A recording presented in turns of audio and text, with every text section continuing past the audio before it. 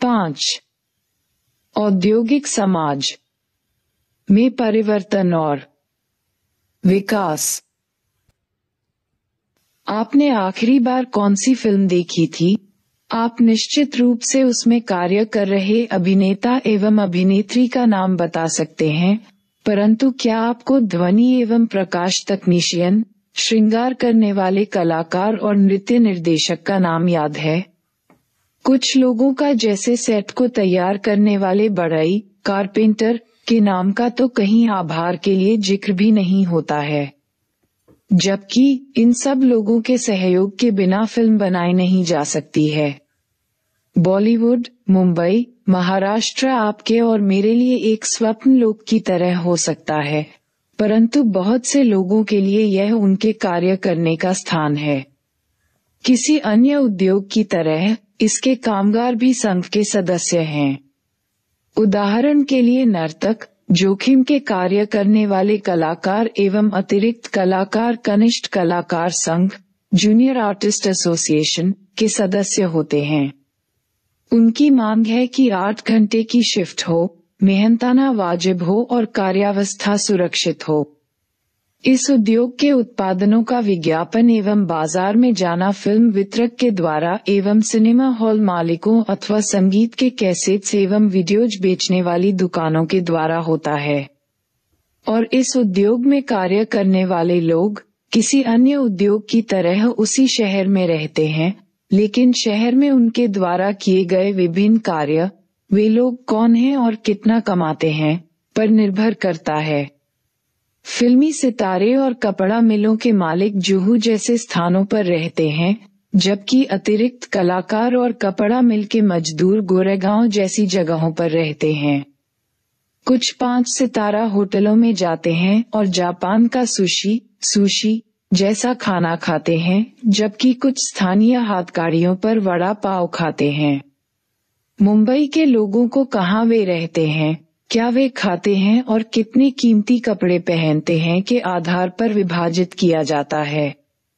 परंतु कुछ सामान्य बातें या वस्तुएं जो शहर उन्हें देता है के आधार पर वे समान संगठित भी है। वे एक जैसी फिल्में और क्रिकेट मैच देखते हैं, वे समान वायु प्रदूषित वातावरण में आवागमन करते हैं और उन सब की आकांक्षा होती है कि उनके बच्चे अच्छा काम करें। लोग कहाँ और कैसा कार्य करते हैं, वे किस तरह का व्यवसाय करते हैं, ये सब उनकी पहचान का महत्वपूर्ण हिस्सा होता है। इस अध्याय में हम देखेंगे कि प्रौद्योगिकी में होने वाले परिवर्तन और लोग किस प्रकार का कार्य करते हैं, जिससे भारत में सामाजिक संबंधों में परिवर्तन आता है। दूसरी तरफ सामाजिक संस्थाएं जैसे जाति, नातेदारी का संजाल, लिंग एवं क्षेत्र भी कार्य को संगठित करने के तरीके अथवा उत्पाद को बाजार में भेजने के तरीके को प्रभावित करते हैं। ये समाजशास्त्रियों के लिए शोध का एक बड़ा क्षेत्र है। उदाहरण के लिए हम महिलाओं को कुछ अन्य क्षेत्रों जैसे इंजीनियरिंग की बजाय नर्सिंग अथवा शिक्षण के कार्यों में अधिक क्यों पाते हैं? यह मात्र एक संयोग है अथवा इसके पीछे समाज की यह सोच है कि महिलाएं देखभाल एवं पालन पोषण के क्षेत्र के लिए अधिक उपयुक्त हैं, बनस्बत उन कार्यों के जो सख्त और पुरुषोचित नजर आते हैं। जबकि नर्सिंग के कार्य में एक पुल को डिजाइन करने से अधिक बल की आवश्यकता होती है। अगर अधिक महिलाएं इंजीनियरिंग के क्षेत्र में जाती हैं तो वे इस व्यवसाय को कैसे प्रभावित करती हैं? अपने आप से पूछिए कि क्यों भारत में कॉफी के विज्ञापन में पैकेट पर 2 कप दिखाए जाते हैं, जबकि अमेरिका में 1 कप। इसका उत्तर यह है कि बहुत से भारतीय कॉफी पीने को सामाजिकता निभाने का एक अवसर मानते हैं, जबकि अमेरिका में कॉफी पीना सवेरे उठकर स्फूर्ति लाने वाले पेय को पीने जैसा है। समाजशास्त्री इन प्रश्नों में रुचि रखते हैं कि कौन क्या उत्पादित करता है, कौन कहाँ कार्य करता है, कौन किसको और कैसे बेचता है। ये व्यक्तिगत रुचि नहीं है बल्कि सामाजिक प्रारूपों का नतीजा है। इसके विपरीत लोगों की रुचियां ये समझाने में कि सामाजिक कार्य कैसे होते हैं से प्रभावित होती हैं। 5.1 औद्योगिक समाज की कल्पना। समाजशास्त्र के अनेकों महत्वपूर्ण कार्य तब किए गए थे जबकि औद्योगिकरण एक नई अवधारणा था और मशीनों ने एक महत्वपूर्ण स्थान ग्रहण किया हुआ था। कार्ल मार्क्स, वेबर और एमील दुर्खाइम जैसे विचारकों ने उद्योग की बहुत सी नई संकल्पनाओं से स्वयं को जोड़ा। ये थी नगरीकरण जिसने आमने सामने के संबंध को बदला जो कि ग्रामीण समाजों में पाए जाते थे, जहाँ की लोग अपने या जान पहचान के भूस्वामियों के खेतों में काम करते थे। उन संबंधों का स्थान आधुनिक कारखानों एवं कार्यस्थलों के अज्ञात व्यावसायिक संबंधों ने ले लिया। औद्योगिकरण से एक विस्तृत श्रम विभाजन होता है। लोग अधिकतर अपने कार्यों का अंतिम रूप नहीं देख पाते क्योंकि उन्हें उत्पादन के एक छोटे से पुर्जे को बनाना होता है। अक्सर यह कार्य दोहराने और थकाने वाला होता है, लेकिन फिर भी बेरोजगार होने से यह स्थिति अच्छी है। मार्क्स ने इस स्थिति को अलगाव कहा, जिसमें लोग अपने कार्य से प्रसन्न नहीं होते। उनकी उत्तरजीविता भी इस बात पर निर्भर करती है कि मशीनें मानवीय श्रम के लिए कितना स्थान छोड़ती हैं। औद्योगिकरण कुछ एक स्थानों पर जबरदस्त समानता लाता है, उदाहरण के लिए रेलगाड़ियों, बसों और साइबर कैफे में जातीय भेदभाव के महत्व का न होना। दूसरी तरफ, भेदभाव के पुराने स्वरूपों को नए कारखानों और कार्यस्थलों में अभी भी देखा जा सकता है। हालांकि इस संसार में सामाजिक असमानताएं कम हो रही हैं, लेकिन आर्थिक या आय से संबंधित असमानताएं उत्पन्न हो रही हैं। बहुधा सामाजिक और आय संबंधी असमानता परस्पर एक दूसरे पर छा जाती है। उदाहरण के लिए अच्छे वेतन वाले व्यवसायों जैसे मेडिसिन, कानून अथवा पत्रकारिता में उच्च जाति के लोगों का वर्चस्व आज भी बना हुआ है। महिलाएं अधिकांशतः समान कार्य के लिए कम वेतन पाती हैं। कुछ समय से समाजशास्त्रियों ने औद्योगिकरण को सकारात्मक और नकारात्मक दोनों रूपों में देखा है। आधुनिकीकरण के सिद्धांत के प्रभाव से 20वीं शताब्दी के मध्य से औद्योगिकरण अपरिहार्य एवं सकारात्मक रूप में दिखाई दे रहा है। आधुनिकीकरण का सिद्धांत ये तर्क देता है कि आधुनिकीकरण की प्रक्रिया में पृथक समाज की अवस्थाएं अलग-अलग हैं, परंतु उन सभी की दिशा एक ही है। इन सिद्धांतकारों के अनुसार आधुनिक समाज पश्चिम का प्रतिनिधित्व कर रहा है। 5.2 भारत में औद्योगिकरण। भारतीय औद्योगिकरण की विशिष्टताएं। भारत में औद्योगिकरण से होने वाले अनुभव कई प्रकारों से पाश्चात्य प्रतिमान से समान और कई प्रकारों से भिन्न थे। विभिन्न देशों के बीच किए गए तुलनात्मक विश्लेषण ये सुझाते हैं कि औद्योगिकरण पूंजीवाद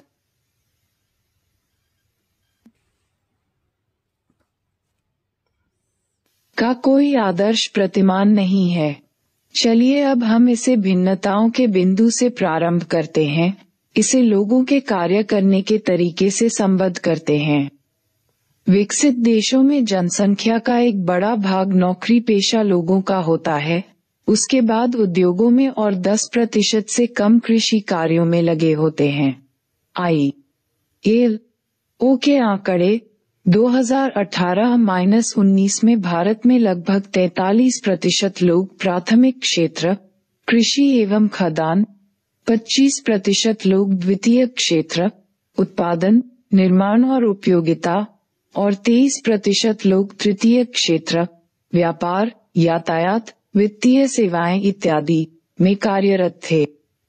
फिर भी अगर हम इन क्षेत्रों की आर्थिक वृद्धि को देखें तो कृषि कार्यों के हिस्से में तेजी से ह्रास हुआ और इस क्षेत्र में होने वाले कार्य लगभग आधे से अधिक हो गए।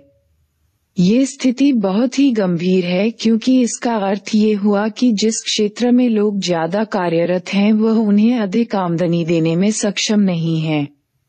भारत में 2018-19 में रोजगार के विभिन्न क्षेत्रों के हिस्से इस प्रकार थे: कृषि में 42.5%, खदान एवं खनन में 0.4%, निर्माण में 12.1%, व्यापार, होटल एवं रेस्तरां में 12.6%, यातायात, भंडारण एवं संचार में 5.9%, सामुदायिक, सामाजिक एवं व्यक्तिगत सेवाओं में 13.8%। विकसित और विकासशील देशों में एक और बड़ा अंतर नियमित वेतनभोगी कार्यरत लोगों की संख्या का होना है। विकसित देशों में औपचारिक रूप से कार्यरत लोग बहुसंख्यक हैं। भारत में 52% से अधिक लोग स्वरोजगारी हैं, केवल 24% लोग नियमित वेतनभोगी रोजगार में हैं, जबकि लगभग 24% लोग अनियमित मजदूर हैं।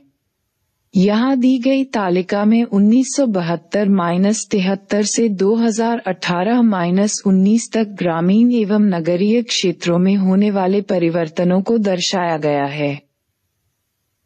अर्थशास्त्रियों एवं अन्यों ने अक्सर संगठित या औपचारिक और असंगठित या अनौपचारिक क्षेत्रों के मध्य अंतर स्थापित किया है। इस बात पर मतभेद है कि इन क्षेत्रों को परिभाषित कैसे किया जाए। एक परिभाषा के अनुसार संगठित क्षेत्र की इकाई में 10 और अधिक लोगों के पूरे वर्ष रोजगार में रहने से इन क्षेत्रों का गठन होता है। सरकारी तौर पर इनका पंजीकरण होना चाहिए ताकि कर्मचारियों को उपयुक्त वेतन या मजदूरी, पेंशन और अन्य सुविधाएं मिलना सुनिश्चित हो सकें। भारत में 90% से अधिक कार्य, चाहे वह कृषि, उद्योग अथवा नौकरी हो, असंगठित या अनौपचारिक क्षेत्र में आते हैं। संगठित क्षेत्र के इतना छोटा होने का सामाजिक आशय क्या है? इसका पहला अर्थ यह है कि बहुत कम लोग बड़ी फर्मों में रोजगार करते हैं, जहां कि वे दूसरे क्षेत्रों और पृष्ठभूमि वाले लोगों से मिल पाते हैं। नगरीय क्षेत्र इस प्रकार के कुछ मौके दे पाता है। नगरीय क्षेत्र में आपका पड़ोसी भिन्न क्षेत्र का हो सकता है। मोटे तौर पर अधिकतर भारतीय लोग छोटे पैमाने पर कार्य कर रहे स्थानों पर ही काम करते हैं। यहाँ कार्य के कई पक्षों का निर्धारण वैयक्तिक संबंधों से होता है। अगर नियोजक आपको पसंद करता है, तो आपका वेतन बढ़ सकता है। अगर आप उसके साथ झगड़ा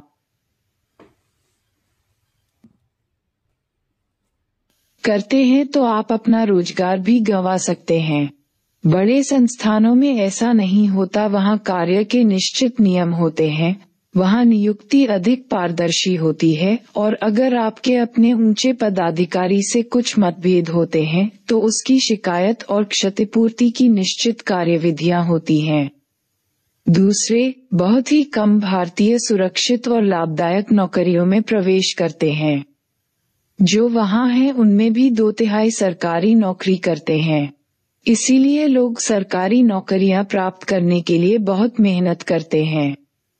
बचे हुए लोग बुढ़ापे में अपने बच्चों पर आश्रित होने के लिए बाध्य हैं। जाति, धर्म तथा क्षेत्र की दीवारों को पार करने में सरकारी नौकरियों की महत्वपूर्ण भूमिका है।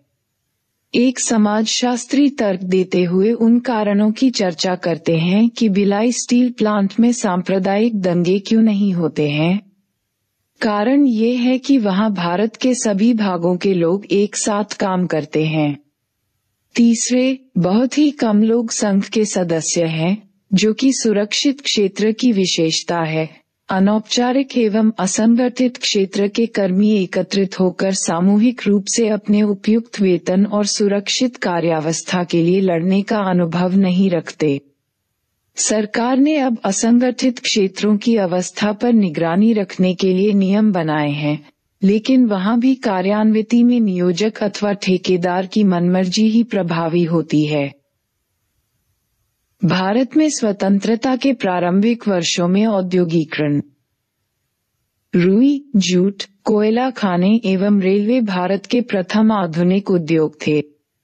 स्वतंत्रता के बाद सरकार ने आर्थिकी को प्रभावशाली ऊंचाइयों पर रखा। इसमें सुरक्षा, परिवहन एवं संचार, ऊर्जा खनन एवं अन्य परियोजनाओं को शामिल किया गया जिन्हें करने के लिए सरकार ही सक्षम थी और यह निजी उद्योगों के फलने फूलने के लिए भी आवश्यक था। भारत की मिश्रित आर्थिक नीति में कुछ क्षेत्र सरकार के लिए आरक्षित थे जबकि कुछ निजी क्षेत्रों के लिए खुले थे, लेकिन उसमें भी सरकार अपनी अनुज्ञप्ति लाइसेंसिंग नीति के द्वारा ये सुनिश्चित करने का प्रयास करती है कि ये उद्योग विभिन्न भागों में फैले हुए हों। स्वतंत्रता के पहले उद्योग मुख्यतः बंदरगाह वाले शहरों जैसे मद्रास, बम्बई एवं कलकत्ता, चेन्नई, मुंबई एवं कोलकाता तक ही सीमित थे, लेकिन उसके बाद अन्य स्थान जैसे बड़ौदा, बड़ोदरा, कोयम्बटूर, बेंगलुरु, पूना, फरीदाबाद एवं राजकोट भी महत्वपूर्ण औद्योगिक क्षेत्र बन गए।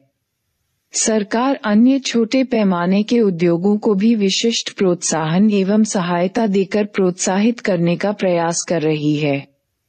बहुत सी वस्तुएं, मदों जैसे कागज एवं लकड़ी के सामान, लेखन सामग्री, शीशा एवं चीनी मिट्टी जैसे छोटे पैमाने के क्षेत्रों के लिए आरक्षित थे। 1991 तक कुल कार्यकारी जनसंख्या में से केवल 28% बड़े उद्योगों में नौकरी कर रहे थे, जबकि 72% लोग छोटे पैमाने के एवं परंपरागत उद्योगों में कार्यरत थे। रॉय 2001:11। भूमंडलीकरण, उदारीकरण एवं भारतीय उद्योगों में परिवर्तन। सन 1990 के दशक से सरकार ने उदारीकरण की नीति को अपनाया है। निजी कंपनियां, विशेष रूप से विदेशी फर्मों को उन क्षेत्रों में निवेश करने के लिए प्रोत्साहित किया जा रहा है जिन्हें पहले ये सरकार के लिए, जैसे दूरसंचार, नागरिक उड्डयन एवं ऊर्जा आदि के लिए आरक्षित थे। उद्योगों को खोलने के लिए अनुज्ञप्ति, लाइसेंस वांछित नहीं है। अब भारतीय दुकानों पर विदेशी वस्तुएं आसानी से उपलब्ध हो जाती हैं। उदारीकरण के परिणामस्वरूप बहुत सी भारतीय कंपनियों छोटी एवं बड़ी को बहुदेशीय कंपनियों ने खरीद लिया है। साथ ही साथ कुछ भारतीय कंपनियां बहुदेशीय कंपनियां छोटी एवं बड़ी बन गई हैं। इसका पहला उदाहरण है जब पाले पे को कोका कोला ने खरीदा। पाले पे की सालाना आमदनी 250 करोड़ रुपए थी, जबकि कोका कोला का विज्ञापन बजट 400 करोड़ रुपए है। विज्ञापन का ये स्तर स्वाभाविक रूप से उपभोग को बढ़ा देता है। परंपरागत कोका कोला ने आज कई भारतीय पेयों का स्थान ले लिया है। उदारीकरण का दूसरा महत्वपूर्ण क्षेत्र खुदरा व्यापार हो सकता है। आपके विचार से क्या भारतीय डिपार्टमेंटल स्टोर, भारतीय बहुविभागीय भंडारों, किराने की दुकान अपने पड़ोस में या छोटे शहरों की कपड़े की दुकान से खरीदारी करने को वरीयता देते हैं, अथवा वे व्यापार के लिए बाहर जाते हैं? भारतीय बाजार में खुदरा व्यापारियों की घुसपैठ। इस समय भारत के खुदरा व्यापार क्षेत्र की नीति प्रवेश के लिए एकदम अनुकूल होने के कारण दुनिया भर के बड़े से बड़े व्यापार समूह जिनमें वॉलमार्ट स्टोर्स, कैरेफो और टेस्को शामिल हैं, इस देश में प्रवेश के लिए आतुर रहे हैं। जबकि विदेशियों द्वारा बाजार में प्रत्यक्ष पूंजी निवेश पर सरकार की ओर से प्रतिबंध लगा हुआ है। रिलायंस इंडस्ट्रीज और भारतीय एयरटेल जैसे बड़े बड़े भारतीय व्यावसायिक समूहों द्वारा हाल में भारी पूंजी निवेश किया गया है, जिसकी वजह से इन विदेशी खुदरा व्यापारियों द्वारा भी जल्दी से जल्दी निवेश करने की आवश्यकता महसूस की जा रही है। गत सप्ताह भारतीय एयरटेल ने ये संकेत दिया कि वॉलमार्ट, कैरेफो और टेस्को के बीच हुए वार्तालापों के दौरान ये पता चला कि वे भी खुदरा क्षेत्र में संयुक्त उद्यम लगाने की बात सोच रहे हैं। भारत का खुदरा क्षेत्र यहाँ की तीव्र समृद्धि के कारण ही आकर्षक नहीं बन गया है, बल्कि इसलिए भी कि वहाँ संपूर्ण राष्ट्र का 97% व्यवसाय परिवारों द्वारा संचालित नुक्कड़ दुकानों के जरिए चलाया जा रहा है। लेकिन उद्यमों की इस विशेषता को देखते हुए सरकार विदेशियों को बाजार में प्रवेश करने से क्यों रोक रही है? राजनीतिक लोग अक्सर ये दलील देते हैं कि भूमंडलीय खुदरा व्यापारी हजारों छोटे स्थानीय तथा घरेलू व्यापारियों की श्रृंखला और हाल में उभर रहे स्वदेशी खुदरा व्यापार समूहों को बर्बाद कर देंगे। स्रोत: इंटरनेशनल हेरल्ड ट्रिब्यून, 3 अगस्त 2006। सरकार सार्वजनिक कंपनियों के अपने हिस्सों को निजी क्षेत्र की कंपनियों को बेचने का प्रयास कर रही है, जिसे विनिवेश कहा जाता है। कई सरकारी कर्मचारी इससे भयभीत हैं कि कहीं विनिवेश के कारण उनकी नौकरी न चली जाए। मॉडर्न फूड, जिसे सरकार ने स्वास्थ्यवर्धक सस्ता खाना उपलब्ध कराने के लिए बनाया था और वह निजीकरण की जाने वाली पहली कंपनी थी, ने 60% कर्मचारियों को पहले 5 वर्षों में जबरन सेवामुक्त कर दिया। अब हम देखते हैं कि यह नियम किस तरह विश्वव्यापी प्रवृत्ति बन गया। अधिकांश कंपनियों ने अपने स्थायी कर्मचारियों की संख्या में कटौती कर दी। वे अपने कार्य बाह्य स्रोतों जैसे छोटी कंपनी से यहाँ तक कि घरों से भी करवाने लगे। बहुदेशीय कंपनियां पूरे विश्व में बाह्य स्रोतों से काम करवाती हैं। विकासशील देशों जैसे भारत से उन्हें सस्ते मजदूर उपलब्ध हो जाते हैं। क्योंकि छोटी कंपनियों को बड़ी कंपनियों से कार्य प्राप्त करने के लिए स्पर्धा करनी होती है, अतः वे कामगारों को कम वेतन देते हैं और कार्यावस्था भी अधिकतर खराब होती है। छोटी फर्मों में मजदूर संगठनों का गठन भी मुश्किल होता है।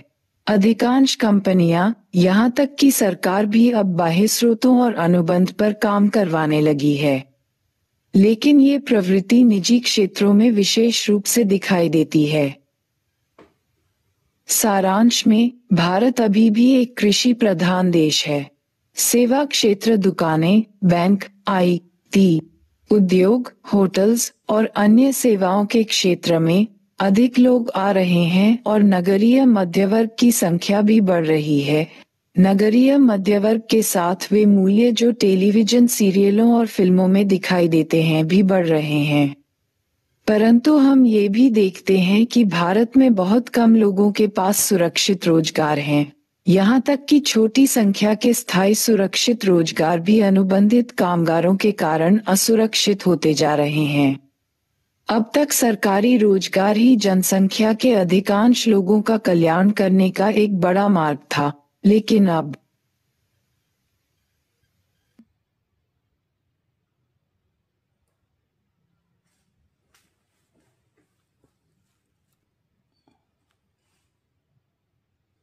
वह भी कम होता जा रहा है।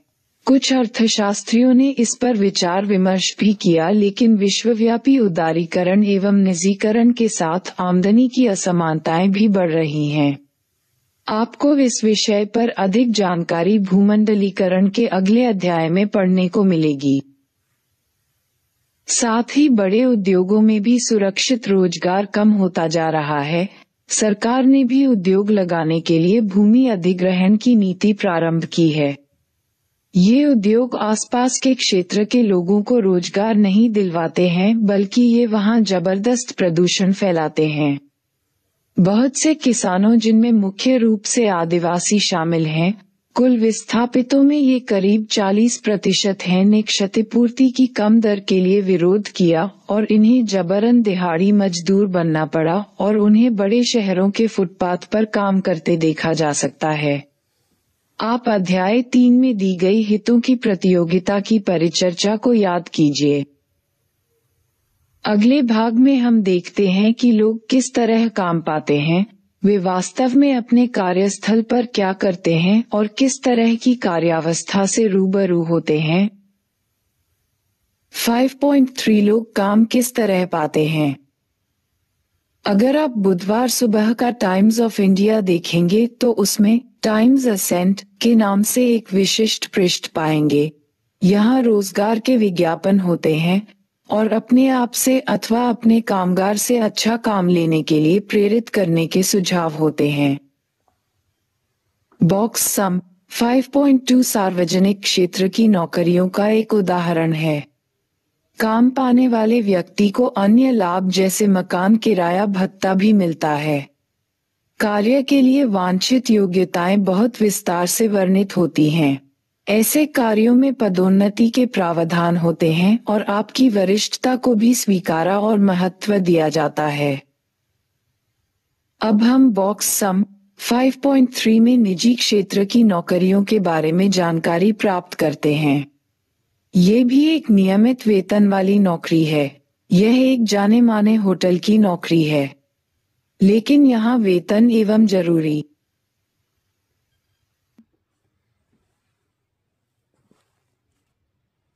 योग्यताएं लचीली हैं और यह एक अनुबंध की तरह का काम है। साथ में दिए गए विज्ञापन में दी गई भाषा को जरा देखिए। जैसे एक निष्ठावान कार्यक्रम की तरह प्रत्येक संगठन अपने स्वयं के नियमों के अनुसार कार्य करने का प्रयास करता है, लेकिन बहुत कम अनुपात में लोग विज्ञापन या रोजगार कार्यालय के द्वारा नौकरी प्राप्त कर पाते हैं।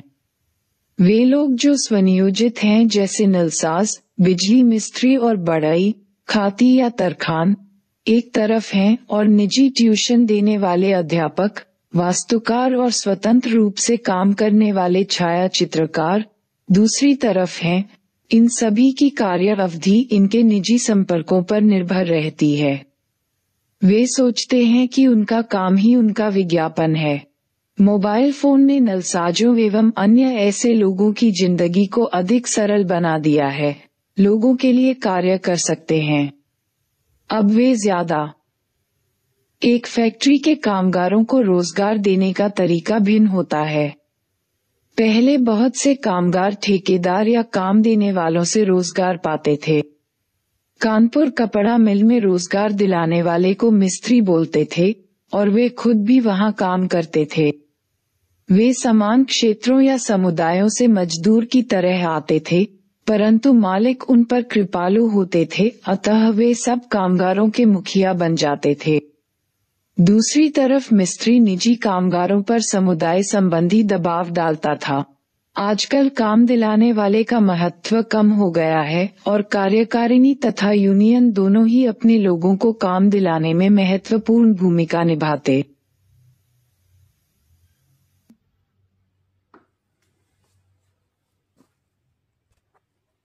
हैं।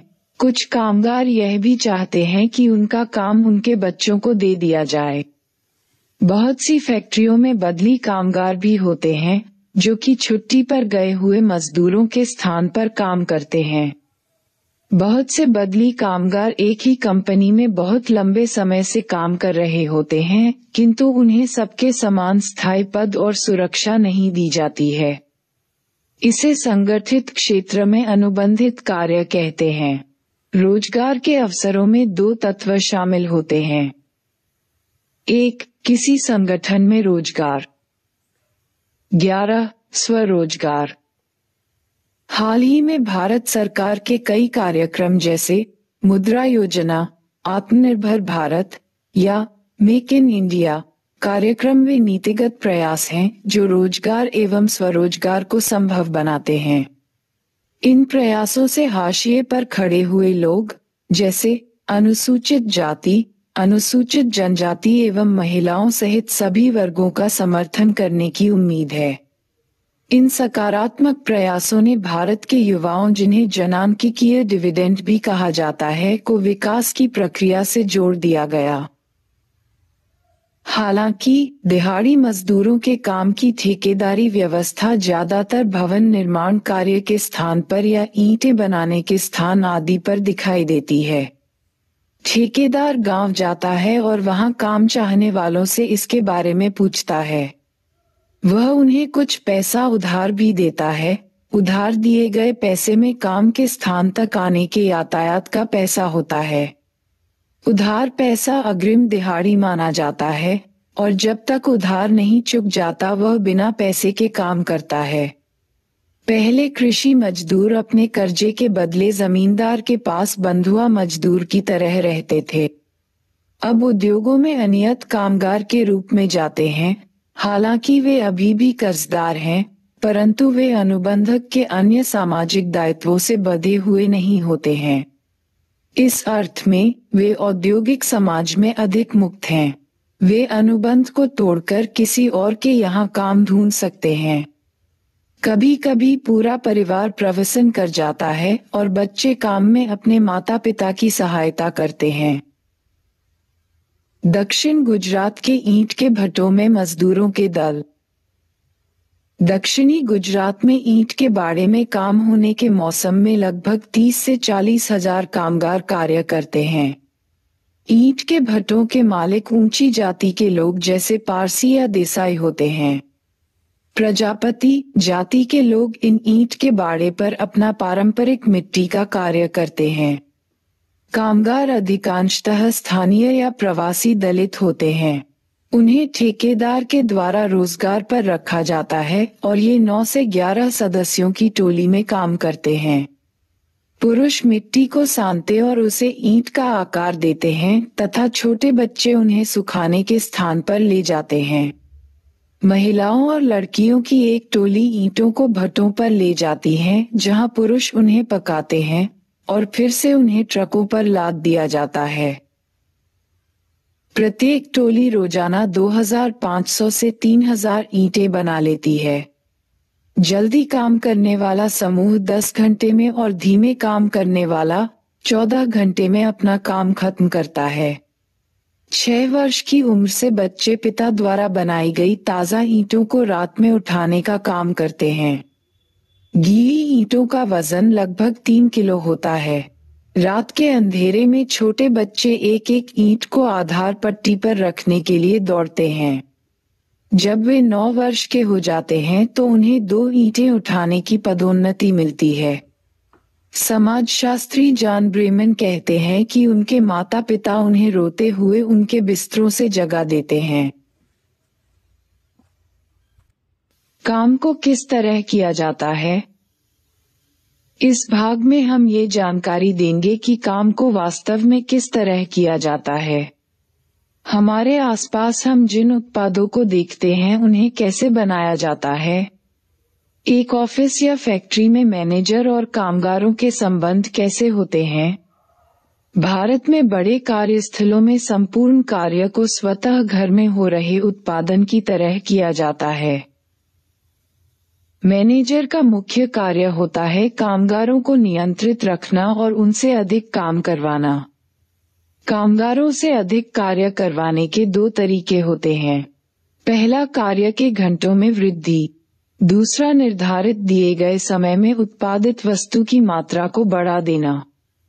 मशीनें उत्पादन को बढ़ाने में सहायक होती हैं, परंतु ये खतरे भी पैदा करती हैं और अंततः मशीनें कामगारों का स्थान ले रही हैं। इसीलिए मार्क्स और महात्मा गांधी दोनों ने मशीनीकरण को रोजगार के लिए खतरा माना। उत्पादन बढ़ाने का दूसरा तरीका है कार्य को संगठित रूप से करना। एक अमेरिकन फ्रेडरिक विन्सलो टेलर ने 1890 में वैज्ञानिक प्रबंधन के नाम से एक व्यवस्था का आविष्कार किया था। इसे टेलरिज्म या औद्योगिक इंजीनियरिंग, इंडस्ट्रियल इंजीनियरिंग भी कहा जाता है। इस व्यवस्था के अंतर्गत कार्य को छोटे से छोटे पुनरावृत्ति तत्वों में तोड़कर कामगारों के मध्य विभाजित करने का प्रावधान था। कामगारों को जितना समय दिया जाता था उसमें उन्हें कार्य को रोजाना उतने ही समय में अवश्य समाप्त करना पड़ता था। इसके लिए वे स्टॉपवॉच की सहायता लेते थे। कार्य को तेजी से समाप्त करने के लिए असेंबली लाइन का श्री गणेश हुआ। प्रत्येक कामगार को कन्वेयर बेल्ट के साथ बैठकर अंतिम उत्पाद के केवल एक पुर्जे को उसमें जोड़ना था। कार्य करने की गति को कन्वेयर बेल्ट की गति के साथ व्यवस्थित किया गया। 1980 के दशक में इस तरह का प्रयास किया गया जिसमें प्रत्यक्ष नियंत्रण के स्थान पर अप्रत्यक्ष नियंत्रण की व्यवस्था की गई थी, जहां कामगारों को प्रेरित किए जाने का प्रावधान था तथा उन्हें प्रबोधित करने का भी प्रावधान था।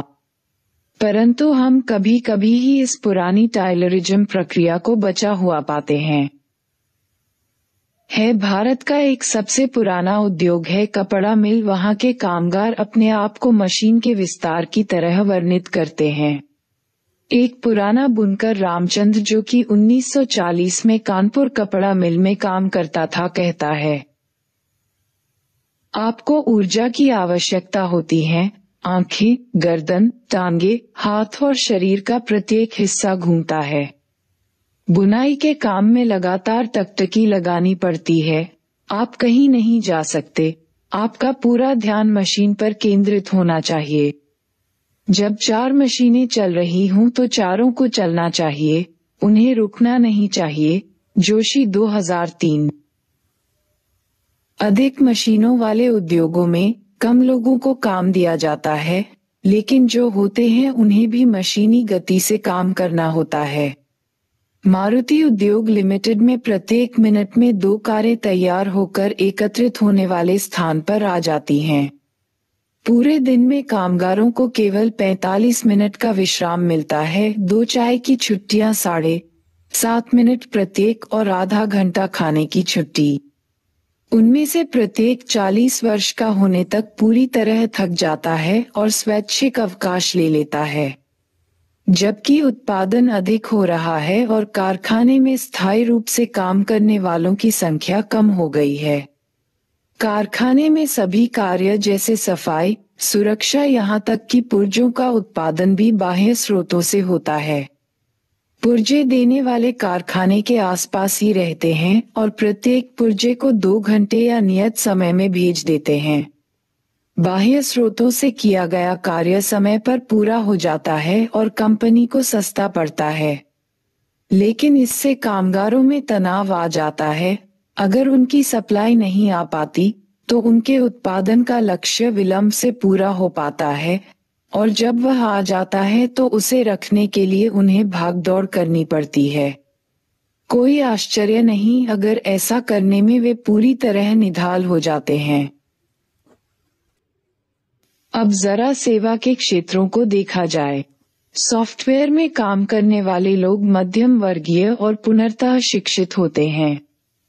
उनका कार्य स्वतः स्फूर्त एवं रचनात्मक होता है, पर जैसा कि बॉक्स में दर्शाया गया है कि उनका कार्य भी टायलरिज्म लेबर प्रक्रिया के अनुरूप ही होता है। IT क्षेत्र में समय की चाकरी औसतन 10-12 घंटे का कार्य दिवस और रात भर कार्य करने वाले कर्मचारी भी असामान्य बात नहीं है, जिसे नाइट आउट कहते हैं, जब उनकी परियोजना की अंतिम सीमा आ जाती है। लंबे कार्य घंटों का होना एक उद्योग की केंद्रीय कार्य संस्कृति होती है। कुछ हद तक इसका कारण भारत और ग्राहक के देश के बीच समय की भिन्नता भी है, जैसे कि सम्मेलन का समय शाम का होता है जबकि अमेरिका में उस समय कार्य दिवस का प्रारंभ होता है। दूसरा कारण बाह्य स्रोतों की कार्य संरचना में अधिक कार्य का होना है, जो परियोजना की लागत और समय सीमा के तालमेल से जुड़ी होती है। एक 8 घंटे काम करने वाले इंजीनियर के श्रम के आधार पर काम को अंतिम सीमा तक पहुंचाने के लिए उसे अतिरिक्त घंटों और दिनों तक काम करना पड़ता है। अतिरिक्त कार्य घंटों को सामान्य व्यवस्थापित फ्लेक्सी टाइम सामान्य व्यवस्थापन के प्रयोग द्वारा तर्कसंगत वैधता बनाया जाता है, जो कि सैद्धांतिक रूप में कार्यकर्ता को अपने कार्य के घंटे नियत करने की छूट देती है, एक सीमा तक, लेकिन प्रायोगिक रूप में इसका अर्थ है कि वे तब तक कार्य करें जब तक कि वे हाथ में लिए हुए कार्य को समाप्त न कर दें। लेकिन इसके बावजूद भी जब उनके पास वास्तव में कार्य का दबाव नहीं होता, तब भी वे ऑफिस में देर तक रुक जाते हैं, जो कि या तो साथियों के दबाव के कारण होता है अथवा वे अपने अधिकारियों को दिखाना चाहते हैं कि वे कड़ी मेहनत कर रहे हैं। कैरोल उपाध्याय फोर्टकमिंग।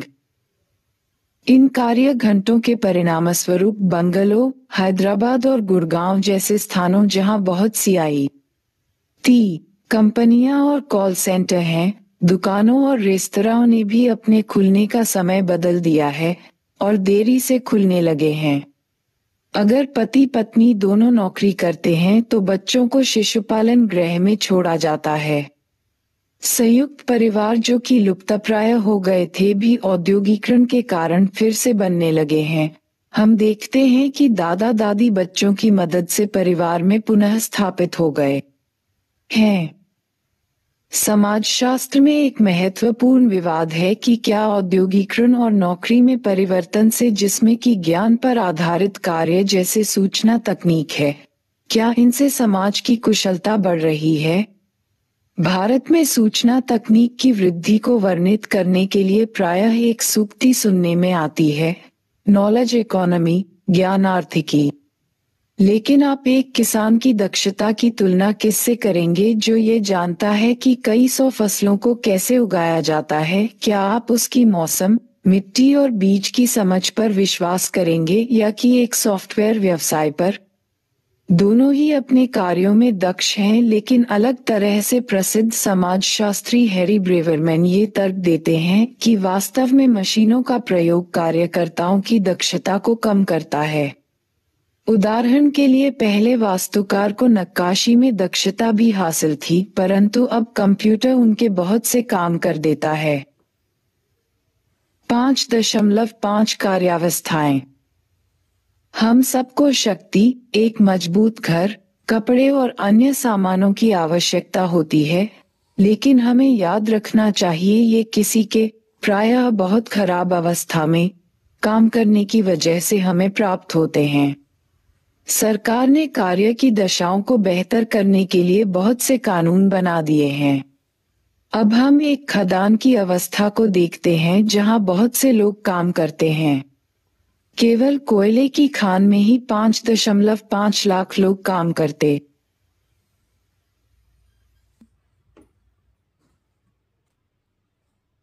हैं। खदान एक्ट 1952, जिसे अब व्यावसायिक सुरक्षा, स्वास्थ्य और काम करने की स्थिति कोड 2020 में शामिल किया गया, ने स्पष्ट किया है कि एक व्यक्ति खान में सप्ताह में अधिक से अधिक कितने घंटे कार्य कर सकता है। अतिरिक्त घंटों तक काम करने पर उसे अलग से पैसा दिया जाना चाहिए और सुरक्षा के नियमों का पालन होना चाहिए। बड़ी कंपनियों में इन नियमों का पालन किया जाता है, लेकिन छोटी खानों और खुली खानों में नहीं। यहाँ तक कि उपठेका की प्रवृत्ति भी बढ़ती जा रही है। कई ठेकेदार मजदूरों का रजिस्टर भी ठीक से नहीं रखते हैं, अतः वे दुर्घटना की अवस्था में किसी भी लाभ को देने की जिम्मेदारी से मुकर सकते हैं। एक खान का कार्य समाप्त होने पर कंपनी को उस स्थान पर किए गए गड्ढे को भरकर उस जगह को पहले जैसी कर देनी चाहिए, पर वे ऐसा नहीं करते हैं। भूमिगत खानों में कार्य करने वाले कामगार बाढ़, आग, ऊपरी या सतह के हिस्से के धंसने से बहुत खतरनाक स्थितियों का सामना करते हैं। गैसों के उत्सर्जन और ऑक्सीजन के बंद होने के कारण बहुत से कामगारों को सांस से संबंधित बीमारियां हो जाती हैं, जैसे क्षय रोग या सिलिकोसिस। जो खुली खानों में काम करते हैं वे तेज धूप और वर्षा में काम करते हैं, फटने से या किसी चीज के गिरने से आने वाली चोट का सामना भी करते हैं। इस तरह होने वाली दुर्घटनाओं की दर भारत में अन्य देशों की तुलना खान के में काफी है, ज्यादा। Time running out for 54 trapped miners in Jharkhand IANS, September 7, 2006। Nagda की भटडीह कोयला खानों में 54 खानकर्मी जो बुधवार की रात को फंस गए, उनकी खानें गैसों की अधिकता की वजह से फट गई थीं। रात के करीब 8 बजे विस्फोट हुआ, जो कि मीथेन और कार्बन मोनोऑक्साइड की अधिकता और दबाव के कारण हुआ। ये कोयले की Khan Bharat cooking coal limited BCCL की थी। विस्फोट इतना तेज था कि उसने 17 नंबर की झुकी हुई 1 टन की ट्रॉली को बाहर फेंक दिया। 4 बचाव टोलियों को गठित किया गया है, लेकिन उनके पास खान की गहराई में जहां दुर्घटना हुई थी पहनकर जाने के लिए समुचित मात्रा में ऑक्सीजन मास्क नहीं है। खान में फंसे हुए अधिकांश खानकर्मी 20 से 30 वर्ष की उम्र के हैं।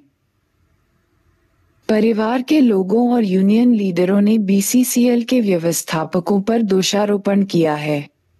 ये BCCL की जहरीली खानों में से एक है। व्यवस्थापकों ने वहां सुरक्षा के कोई उपाय उपलब्ध नहीं करा रखे हैं।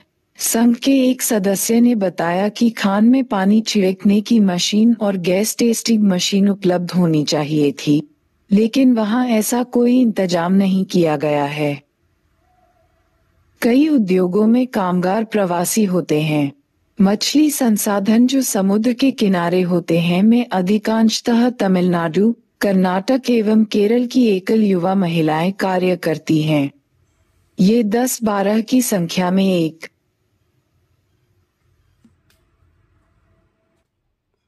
छोटे से कमरे में रहती हैं, कभी कभी तो वे वहां पारी में रहती हैं। युवा महिलाओं को आज्ञाकारी, विनम्र और डटकर काम करने वाली माना जाता है। कई पुरुष भी अकेले प्रवास करते हैं। वे या तो अविवाहित होते हैं या अपने परिवार को गांव में छोड़कर आते हैं। सन 1992 में उड़ीसा के 2 लाख प्रवासियों में से 85% एकल युवा थे। इन प्रवासियों के पास सामाजिकता निभाने के लिए बहुत कम समय होता है और जो भी थोड़ा बहुत होता है उसे वे अन्य प्रवासी कामगारों के साथ व्यतीत करते हैं। ऐसे राष्ट्र में जहां संयुक्त परिवार का हस्तक्षेप होता है, लोगों का भूमंडलीकरण की अर्थव्यवस्था में काम करना उन्हें अकेलेपन और असुरक्षा की तरफ ले जाता है। अभी भी बहुत सी युवा महिलाएं कुछ स्वतंत्रता और आर्थिक स्वायत्तता का प्रतिनिधित्व करती हैं। 5.6 घरों में होने वाला काम। घरों पर किया जाने वाला काम आर्थिकी का महत्वपूर्ण हिस्सा है। इसमें लेस बनाना, जरी या ब्रोकेड का काम, गलीचों, बीड़ियों, अगरबत्तियों और ऐसे ही अन्य उत्पादों को बनाया जाता है। ये कार्य मुख्य रूप से महिलाओं या बच्चों द्वारा किए जाते हैं। एक एजेंट, प्रतिनिधि, इन्हें कच्चा माल दे जाता है और संपूर्ण कार्य को ले भी जाता है। घर पर कार्य करने वालों को चीजों के नग, पीस के हिसाब से पैसे दिए जाते हैं, जो इस बात पर निर्भर करता है कि उन्होंने कितने नग, पीस बनाए हैं। अब हम बीड़ी उद्योग के बारे में जानकारी लेते हैं। बीड़ी बनाने की प्रक्रिया जंगल के पास वाले गांवों से शुरू होती है। वहां गांव वाले तेंदू पत्ते तोड़कर जंगलात विभाग या निजी ठेकेदार को बेच देते हैं, जो कि इसे वापस जंगलात विभाग को बेच देता है। औसतन एक आदमी दिन भर में 100 बंडल, हर एक में 50 पत्ते होते हैं, इकट्ठे कर सकता है। सरकार बीड़ी कारखानों के मालिकों को ये पत्ते नीलाम कर देती है, जो वे ठेकेदारों को दे देते हैं। ठेकेदार इनमें तंबाकू भरने के लिए वापस घर पर काम करने वालों को दे देता है। ये अधिकांशतः महिलाएं होती हैं। ये पहले पत्तों को गीला करके गोलाकार कर देती हैं, फिर उसे काटती हैं, फिर तंबाकू भरकर उसे बांध देती हैं। ठेकेदार बीड़ियों को वहां से पता लगाए कि बीड़ी कैसे बनती है और कैसे अभिसाधित होकर बीड़ी कामगार के पास पहुंचती है।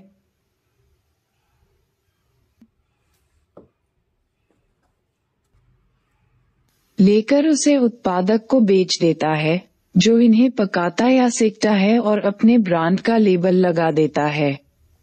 उत्पादक इन्हें बीड़ियों के वितरक को बेच देता है, जो उन्हें थोक विक्रेताओं को देता है और फिर यह आपके पड़ोस वाली पान की दुकान पर बेच दी जाती है।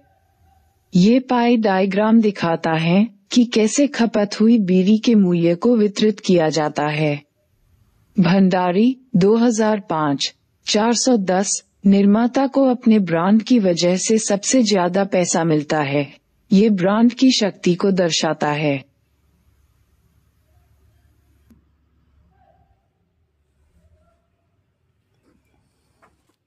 एक बीड़ी कामगार की जीवनी। मधु 15 वर्ष की है और उसने स्कूल छोड़ दिया है।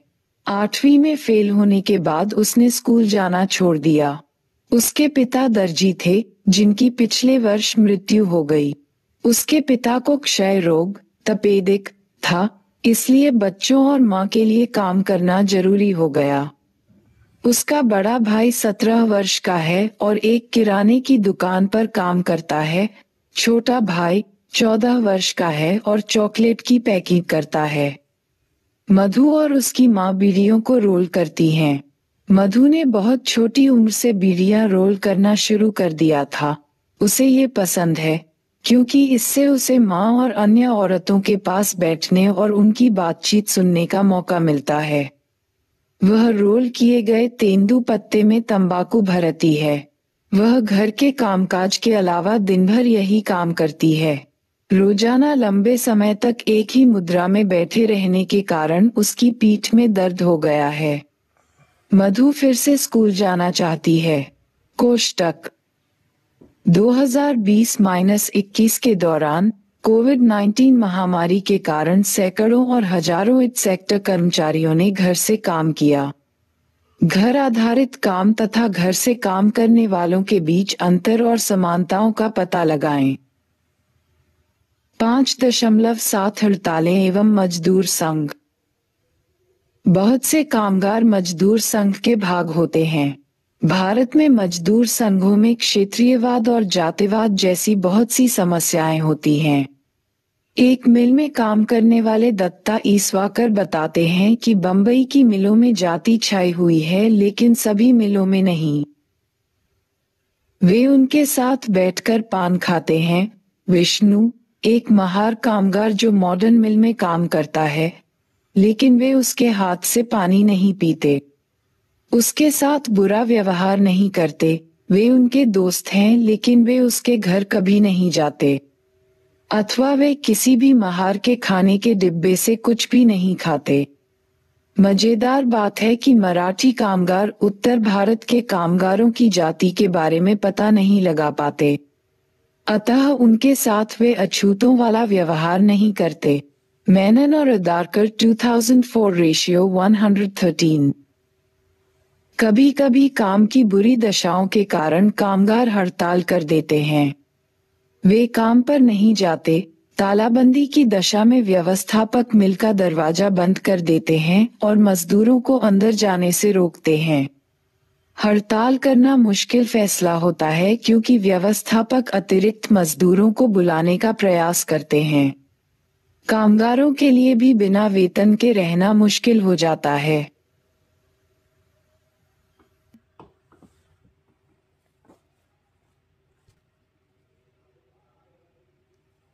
अब हम 1982 में बंबई टेक्सटाइल मिल की उस प्रसिद्ध हड़ताल के बारे में बात करते हैं जो व्यापार संघ के नेता डा.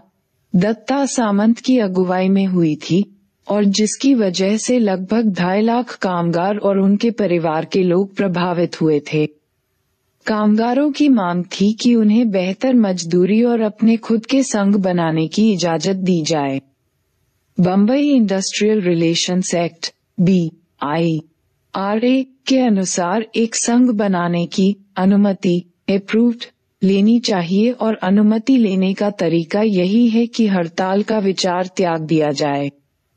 कांग्रेस समर्थित राष्ट्रीय मिल मजदूर संघ RMMS ही एकमात्र अनुमति प्राप्त संघ था और उसने और कामगारों को बुलाकर हड़ताल तोड़ने में सहायता की।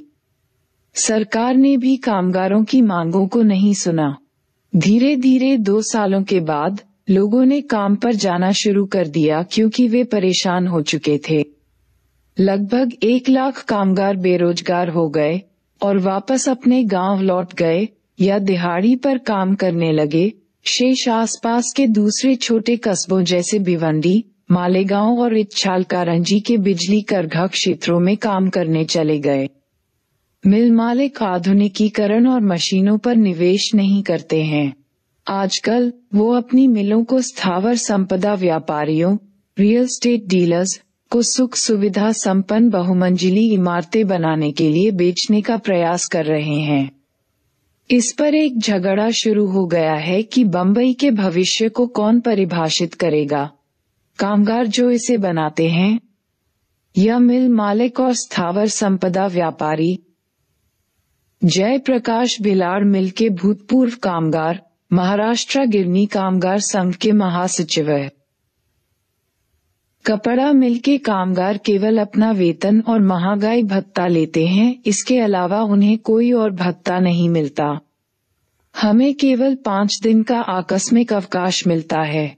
दूसरे उद्योगों के कामगारों को अन्य भत्ते जैसे यातायात, स्वास्थ्य संबंधी सुविधाएं इत्यादि मिलने शुरू हो गए, साथ ही 10-12 दिन का आकस्मिक अवकाश भी। इससे कपड़ा मिल के कामगार भड़क गए। 22 अक्टूबर 1981 को स्टैंडर्ड मिल के कामगार डॉक्टर दत्ता सामंत के घर गए और उनसे अपनी अगुवाई करने को कहा। पहले सामंत ने मना कर दिया। उन्होंने कहा कि कपड़ा मिलें भी IRA के अंतर्गत आती हैं और मुझे इसके बारे में अधिक जानकारी भी नहीं है। परंतु ये कामगार किसी भी हालत में ना नहीं सुनना चाहते थे। वे रात भर उनके घर के बाहर चौकसी करते रहे और अंत में सुबह सामंत मान गए। लक्ष्मी भाटकर, हड़ताल की सहभागी। मैंने हड़ताल का समर्थन किया। हम रोजाना गेट के बाहर बैठ जाते थे और सलाह करते थे कि आगे क्या करना होगा। हम समय समय पर संगठित होकर मोर्चे भी निकालते थे। मोर्चे बहुत बड़े हुआ करते थे। हमने कभी किसी को लूटा या चोट नहीं पहुंचाई। मुझे कभी कभी बोलने के लिए कहा गया, लेकिन मैं भाषण नहीं दे सकती। मेरे पांव बुरी तरह कांपने लगते हैं। इसके अलावा मैं अपने बच्चों से भी डरती हूँ। वो क्या कहेंगे? वो सोचेंगे कि यहाँ हम भूखे मर रहे हैं और वो वहाँ अपना फोटो अखबार में छपवा रही है। एक बार हमने सेंचुरी मिल के शोरूम की तरफ भी मोर्चा निकाला। हमें गिरफ्तार करके बोरीवली ले जाया गया। मैं अपने बच्चों के बारे में सोच रही थी। मैं खाना नहीं खा पाई। मैं अपने बारे में सोचने लगी कि हम लोग कोई अपराधी नहीं, मिलके कामगार हैं। हम अपने खून पसीने की कमाई के लिए लड़ रहे हैं। किसन सालू के स्पिन मिल्स का भूतपूर्व कामगार सेंचुरी मिल में हड़ताल शुरू हुए मुश्किल से 1.5 महीना ही हुआ होगा कि RMMS वालों ने मिल खुलवा दी। वे ऐसा कर सकते हैं क्योंकि उन्हें राज्य और सरकार दोनों का समर्थन प्राप्त है। वे बाहर के लोगों को बिना उनके बारे में पूरी तरह जाने मिल के अंदर ले आए। भोसले, तब महाराष्ट्र के मुख्यमंत्री, ने 30 रुपए बढ़ाने की पेशकश की। दत्ता सामंत ने इस विषय पर विचार करने के लिए मीटिंग बुलाई। आगे के सारे क्रियाकलाप यही होते थे। हमने कहा, हमें यह नहीं चाहिए। अगर हड़ताल के नेताओं के पास कोई मर्यादा, कोई बातचीत नहीं है, हम बिना किसी उत्पीड़न के काम पर वापस जाने के लिए तैयार नहीं हैं। दत्ता इसवालकर मिल चार्ल्स टेनेंट एसोसिएशन के अध्यक्ष, प्रेसिडेंट। कांग्रेस ने बाबू रेशम, रमा नायक और अरुण गावली जैसे सभी गुंडों को स्ट्राइक खत्म करवाने के लिए जेल से बाहर कर दिया।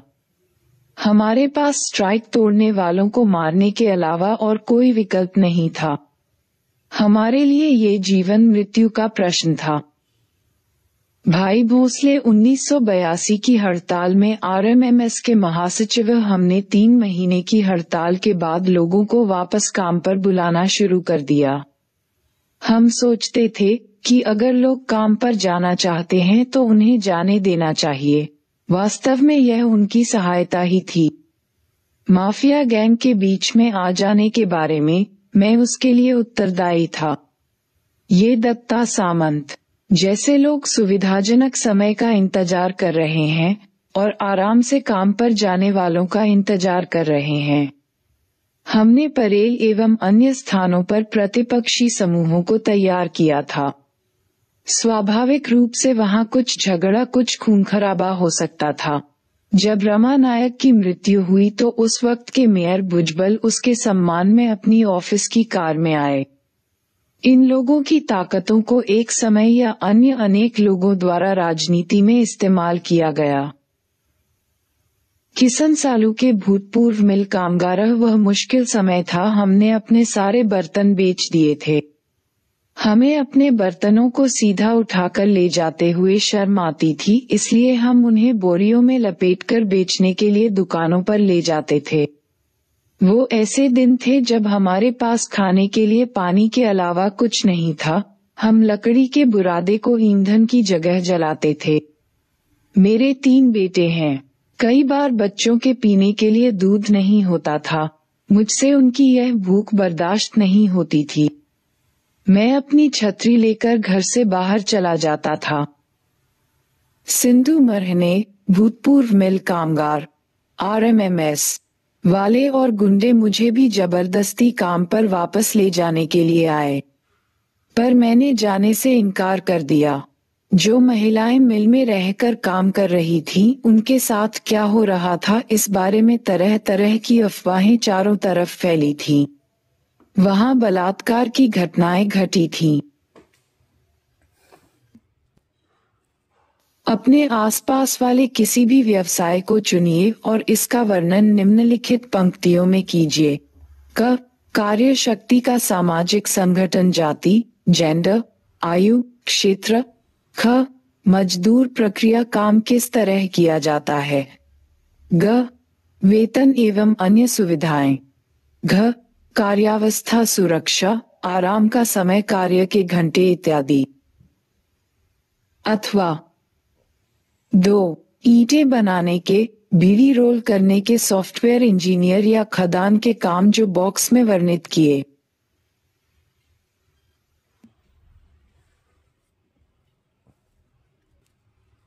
गए हैं के कामगारों के सामाजिक संगठन का वर्णन कीजिए। कार्यावस्थाएं कैसी हैं और उपलब्ध सुविधाएं कैसी हैं। मधु जैसी लड़कियां अपने काम के बारे में क्या सोचती हैं। 3. उदारीकरण ने रोजगार के प्रतिमानों को किस प्रकार प्रभावित किया है।